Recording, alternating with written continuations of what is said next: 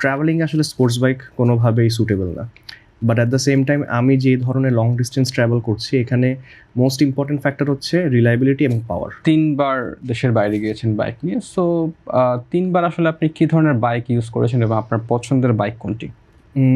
আচ্ছা, প্রথম যখন আমি যাই বাংলাদেশ থেকে 2019-এ আমি সুজুকি GSX-R 150 নিয়ে গেছিলাম, আর এরপরের দুটো ট্রিপে আমি নিয়ে গেছি GPX Demon GR 165R।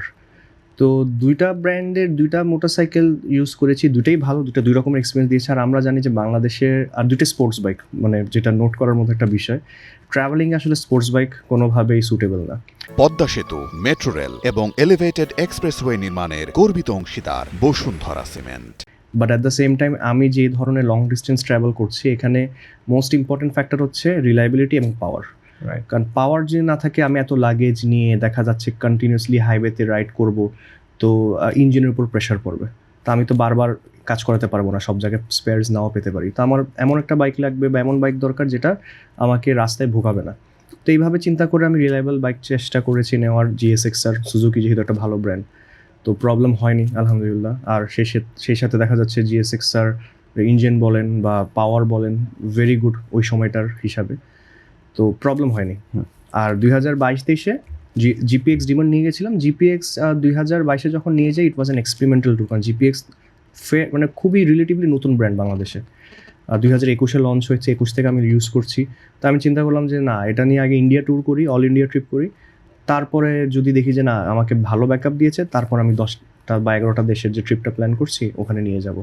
ওখানে আমাকে ভালো ব্যাকআপ দিয়েছে, প্রবলেম হয়নি। বাট আনফর্চুনেটলি বাংলাদেশে যেই ধরনের বাইক দরকার ট্রাভেলিংয়ের জন্য, অ্যাডভেঞ্চার বাইক বা ট্যুরিং বাইক, এগুলো এখনও ভালো মানের কিছু আসেনি সিসি লিমিটেশনের কারণে।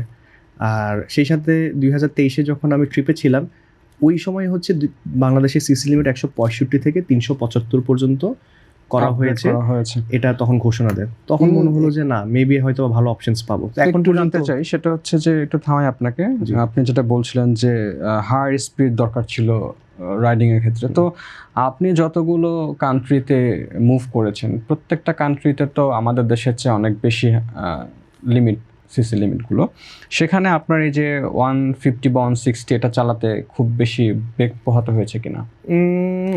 হয়েছে, আবার হয়নি। একটা জিনিস কি, আলটিমেটলি সিসির সাথে কিন্তু স্পিড কানেক্টেড না, কিন্তু দেখা যাচ্ছে আপনি যত সিসি বাড়বে, আপনি ওই একই স্পিডে যখন চালাবেন বাইকটা অনেক রিল্যাক্স থাকবে। আচ্ছা, আমি যখন একটা 150 সিসির মোটরসাইকেল 80 বা 100-তে চালাবো, এটা কিন্তু অলমোস্ট 70-80% পাওয়ার ইউজ করতেছে। আবার যখন 300-400 সিসি বা 500 সিসির বাইক চালাবো, 70-80 হচ্ছে তার 20 বা 30% পাওয়ার। সো আমি সারা জীবনও যদি ওইভাবে চালাই, বাইকের কিচ্ছু হবে না। সো এখানেই হচ্ছে মূল রিলায়েবিলিটির ইস্যুটা চলে আসে। আর স্পিড লিমিটের কথা যদি বলি, আমি মানে ওয়ার্ল্ডের সবচেয়ে হাইয়েস্ট স্পিড লিমিট কান্ট্রি হচ্ছে UAE, 160 কিলোমিটার/আওয়ারের স্পিড লিমিট। আর এরপর হচ্ছে অটোবান জার্মানিতে, যেখানে কোনো স্পিড লিমিট নাই। তো স্বাভাবিকভাবে এসব দেশে চালাতে গেলে, যেখানে আমি 160-এর স্পিড লিমিটে চালাচ্ছি, ওখানে কিন্তু সবগুলো কিন্তু আমার আশেপাশে গাড়ি যারা 140-50-এর নিচে না। আমি যদি ওখানে 100-120-এ চালাই, আমার জন্য সেটা রিস্কি। যেখানে বাংলাদেশে কিন্তু 120-এ চালানো আমার জন্য রিস্কি, আর ওখানে লো স্পিডে চালানো আমার জন্য রিস্কি। আর এরকম অনেক জায়গা হচ্ছে, রিয়াদে তো আমার দেখা যাচ্ছে মানে স্পিডিংয়ের কারণে প্রবলেম হচ্ছিল। ওরা 140-50 চালাচ্ছে, আর আমি দেখা যাচ্ছে পাশে আছি।